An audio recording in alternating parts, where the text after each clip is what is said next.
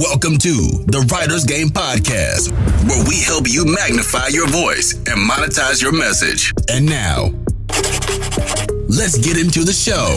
Welcome to another episode of the Writer's Game Podcast, where we help you magnify your voice and monetize your message. We have somebody on here that is truly an expert. She's going to be able to help you understand the power of storytelling, but also how do you actually go about ensuring that your story is up to par before you share it with the world. Safiya, how you doing? I am good, thanks, Kyle. Thanks for having me. Of course. Thank you so much for being here. So before we get started, could you introduce yourself and tell us how you're using your story or your ability to develop stories to change the world? So as Kyle said, I'm Safiya and I am a writing coach and I'm an editor, but I'm also an author and I have my own podcast where I interview writers. It's called Writing Black Joy.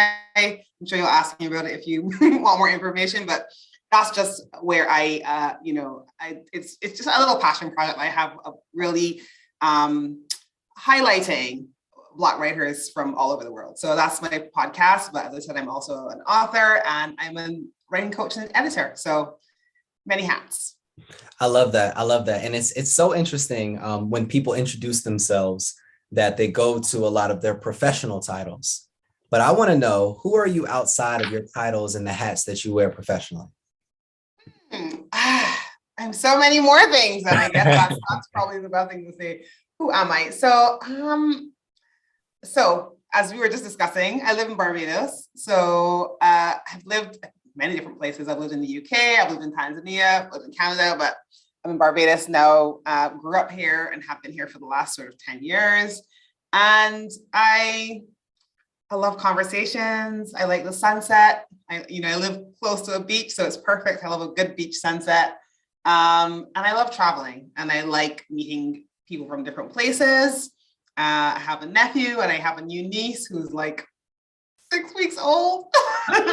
That's great times. All they do is eat and sleep. That's it. Yeah, exactly. Perfect. So I'm all around just somebody who likes, work hard, play hard, I suppose is probably the best way to describe it. Like I said, I love my traveling, I love people.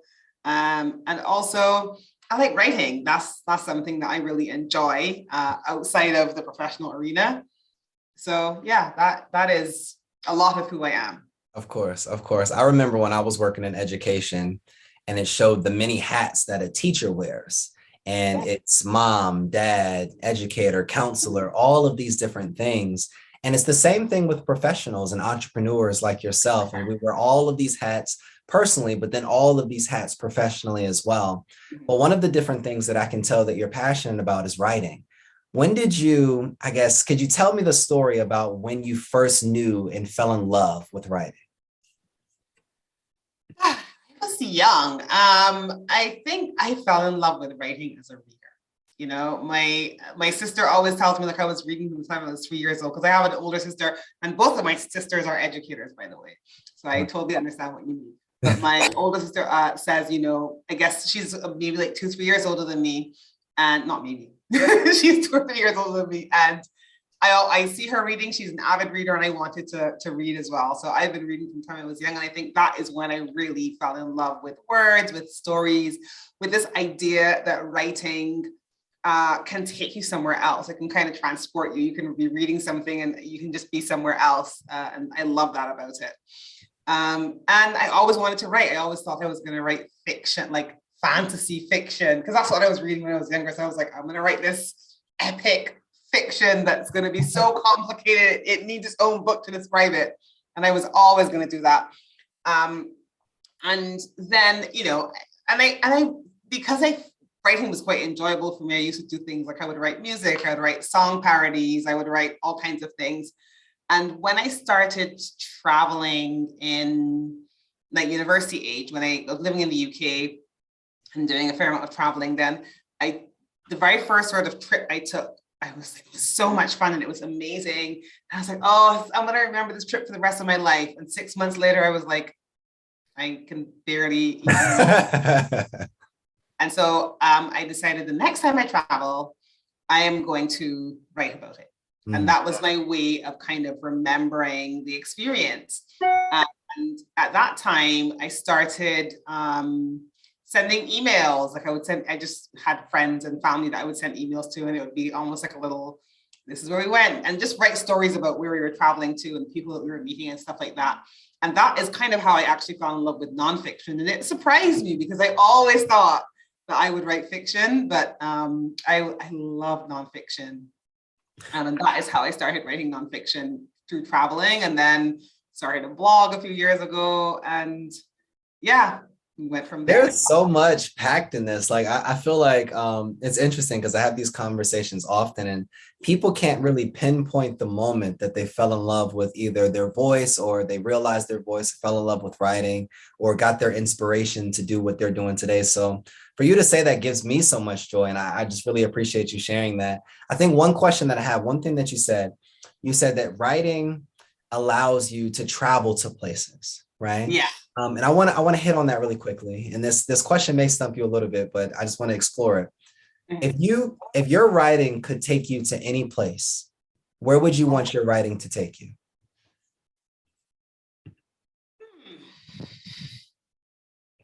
That is a good question. I think if my writing could take me anywhere, I feel like I'd like it to take me. I'm sorry I'm taking so long. Oh, no, it's okay. Something me. So I suppose like there are two different ways I can answer this question. One is like literally, if it could take me anywhere, like physically take me anywhere. I do like the idea of being around other writers. Okay. Right. So I think, if I felt like through writing, it would really connect me, not just with my readers, but with other writers, I would love that. But in terms of like actually take me anywhere, I feel like I always have this dream of like having a book tour where I'm going all over the place. Okay. So that would probably be the more like fun, whimsical answer. But I also like that it takes you places, but it also connects with people. And I like that connection piece of it. So I think I would love it to connect me to other writers as well. Of course. If you were to reach that destination, what would that do for you?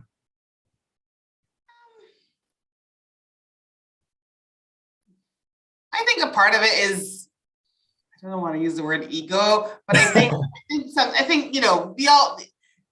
writing is one of those weird things. I think as much as you do it, sometimes you don't feel like it's a real thing. Like you feel it almost feels like a fluke. Like I always feel like, I've written and self-published books, and it always feels like a bit of a fluke. Like, can you do the next one? Can you do the next one? And so to me, I guess in a way, it might make me feel like it's not a fluke, and it's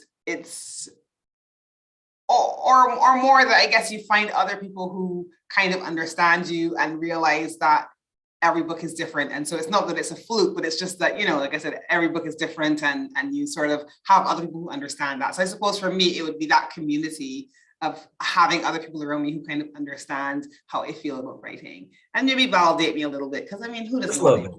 Everybody wants a little bit. Yeah. I love that. Another point that you said that I really feel like impacted me, and hopefully somebody listening caught it.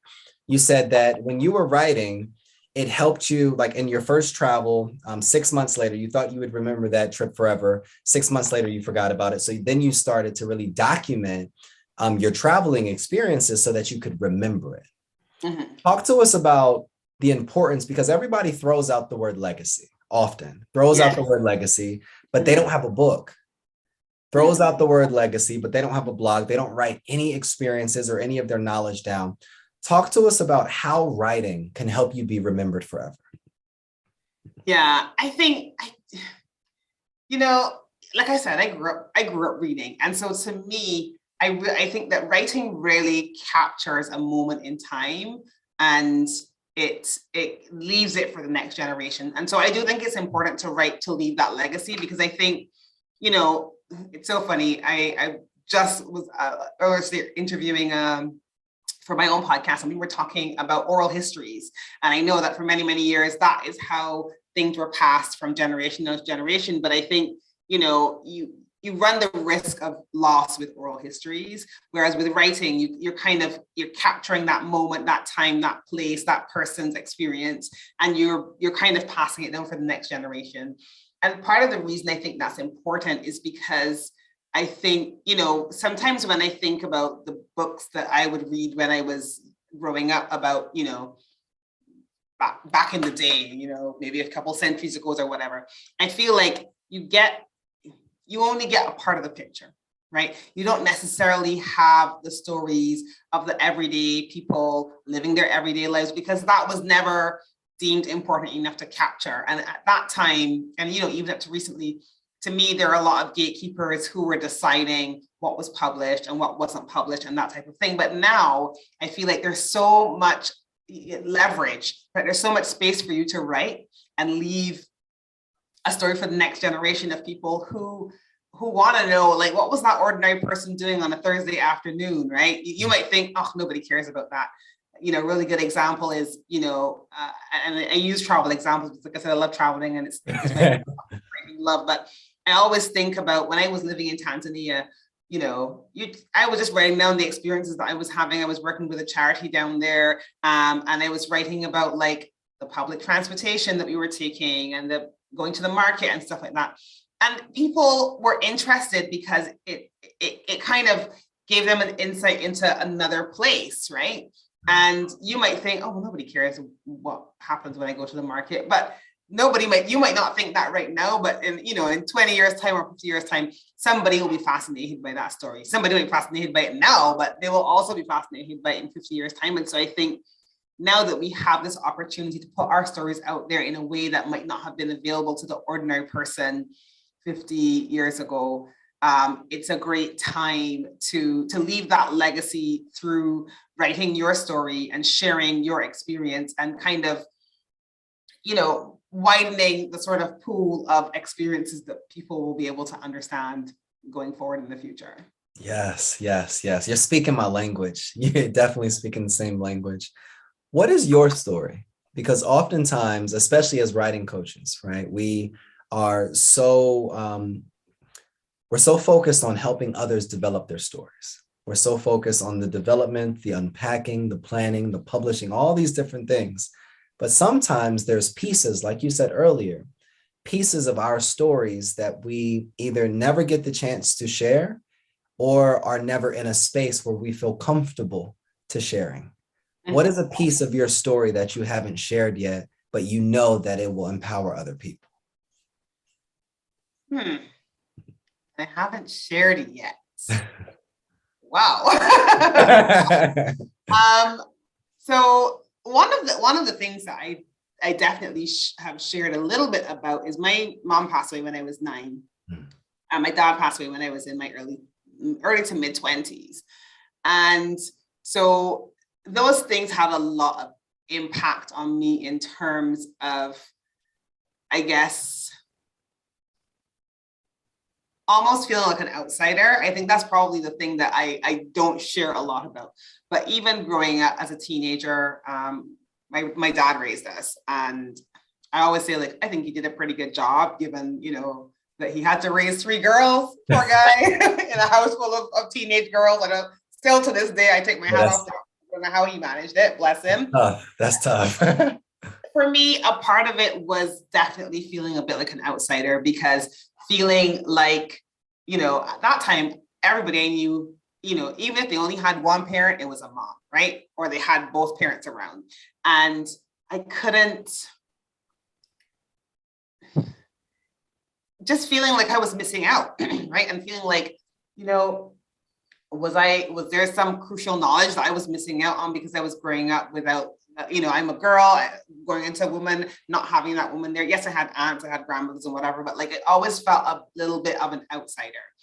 And I think that's part of the reason, for me, like I always tell people, that's part of where the reading comes in, because, you'd read books about, I don't know why, but there was this point in time where there were lots of children's books and young adult books about orphans, and they would go off and have all these adventures. And for me, just reading those books kind of made me feel less alone. And so I think that's probably a part of the story that I don't really talk about, is just that feeling of being different and not, like, as much as I had good friends, I still have some of those friends to this day, and we're really close. I think there was a part of me that felt like there was something missing. There was a chunk of me that wasn't developing because I didn't have that. And sort of finding a lot of my community, or, people who I felt like would understand me. A lot of that was through the books that I read. And so I think that's probably a part of my story that I don't really talk about much, because it's not, it's, you don't want to bring down the room, but that's just the reality of growing up and stuff like that. And like I said, still feeling like, in spite of all of that, it turned out okay. So, but yeah, that's probably the part of my story that I don't dive into too deep. Yeah, I even appreciate you sharing that right now. I think so often when we don't want to bring down the room, we don't recognize that can build someone else's house. So oftentimes these lessons, these mistakes, these trials that we go through really teach us certain lessons about ourselves that we can impart into other people. What is one of the lessons that you've learned from these different stories in your life that has really shaped who you've become today? I think for me, it shaped my ability to connect with people, even as they're going through hard things, right? I've had a number of friends who've gone through their own sort of losses and grief and that type of thing. And even, not that we sit around and talk about it all the time, but I feel like it gave me that ability to connect, because grief is hard. And sometimes the only other people who've gone through it can understand. Because I feel like people think it's a very linear process, and it's not linear. And so for me, I think it gave me that ability to connect with others, no matter what situation they're in, whether they're in pain, whether they're going through that hardship, or whether they're having, a joyous moment. I feel like it's given me that ability to connect. And also because I felt like an outsider, I had to work hard to build that muscle of putting myself out there and connecting with people. Otherwise, I would have just been alone. So I think all of that has built my ability to connect with people through conversations, through just finding things in common with them, and through being able to listen to their story and sort of understand the experiences that they've gone through, even if they were different to mine. I love that like really being able to connect and piece together all of the different things as well is very important. And you've mastered it. Just like you said, you tested that muscle, you built that muscle memory. And now you're taking people and their stories and their stories that are all over the place and bringing them together through your coaching and then through your editing as well. What helped you become an expert in what you're doing right now? So a part of it was like I always tell people, like I started editing when I was at college, and people used to get me to edit their college papers that they were handing in. And it's just again that sort of reading and being able to pull things together and say like, okay, this makes sense, this doesn't make sense, maybe this goes in this. And there was a point in time when I did it, and it almost felt like intuitive. Like I couldn't say to you, this is a system, but it was just like, this doesn't belong here, this belongs here, put this here, put that there. And it was almost like a puzzle, right? I really enjoyed it.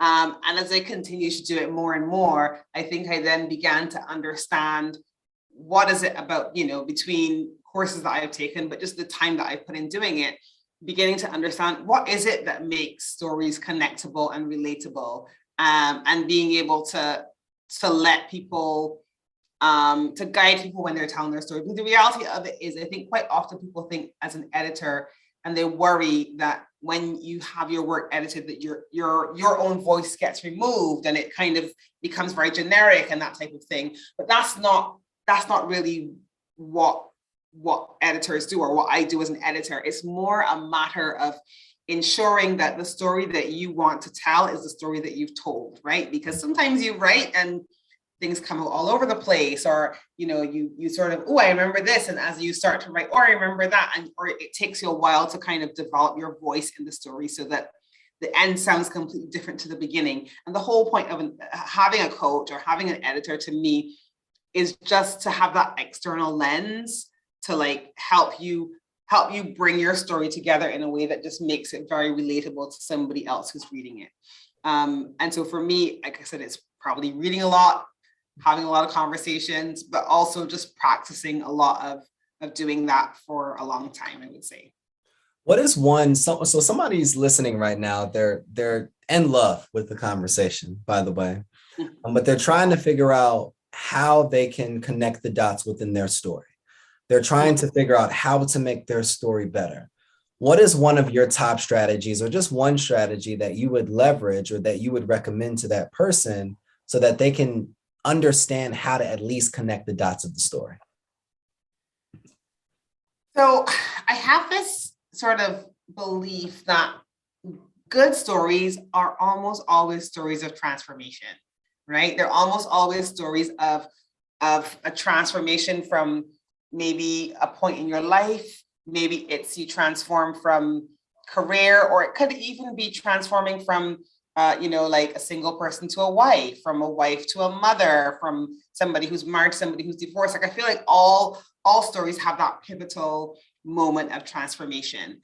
And so to me, what I tell people is when you're thinking about your story, think of it in terms of that transformation. Who were you before and who did you become, right? And that is what the story kind of hinges around. So if I was telling a story of my own writing journey, for argument's sake, I might say, before I was a consumer. I was somebody who loved to read, who loved to let stories transport me to places. And then one day I transported myself to a real place and I realized I could write my own stories then. So before I was a consumer and after I was a writer, right? And the story is about that transformation. So I would tell anybody, think about where that transformation was. It doesn't have to be a huge transformation. It could be something tiny. It could be, you could have made a transform yourself from somebody who's a couch potato to somebody who took a walk every day down the street, right? Or it could be, as I said, somebody who transformed themselves from an outsider into somebody who had a community. There's so many different transformations that have happened during the course of your life. And I think the best stories are about that transformation. So try to identify what it is. And then, after that, then you're sort of deciding like, why am I telling this particular story? What message am I trying to convey? What's the transformation? And how is it going to now connect with the reader? Because quite often the reason readers connect with it is because they may be going through a transformation of their own. It may be a similar transformation. It may be a completely different transformation, but that's the beauty, I think, of what makes stories relatable. Anybody listening right now, you got to go follow her. You got to go buy her book. You got to go support her as a coach. You need to let her edit your book, because that one strategy right there will transform your life. That one strategy right there will transform everything that you're doing to be able to get you from being stuck in your writing journey to actually being able to be a published author. That one strategy right there. So I know for sure that you're the right coach. If you had 60 seconds to share any message with the world, what would you say? Any message with the world? I would say that we are all connected. I think the world can feel so divided sometimes, and everything can feel very binary. Like you're good or you're bad, you're this or you're that. There's all these binaries that we sort of cling to that sort of, I feel, can pull us apart. But I do think that we are all connected. And I actually think the thing that connects us is those stories, is those shared experiences that we've had. I always talk about this, it's a thing I talk about called the cup of tea. And when I moved to the UK, realizing that when you go to somebody's house and they say, do you want a cup of tea? Like that's their way of saying, welcome, come in, And every culture has their own ways of connecting. And even if it looks different, it holds a similar purpose somewhere else. And so I think just remembering that we're all humans, we all have that connectivity between us. And the thing to me, the glue that holds that together is our stories. That would be my one thing, I think. That is amazing. That is amazing. I appreciate you so much for, I really believe that our biggest investment is our time. So you could have given money, you could have given all these different things, but nothing will amount to the time that you've been able to spend right now, sharing your journey, sharing your story, talking about how you found that voice, talking about the importance of reading, and then giving a strategy that somebody can listen to right now and actually implement that within their journey. Where can we find you? So you can find me on social media as you want to follow me. Instagram, I'm Safiya Robinson 77.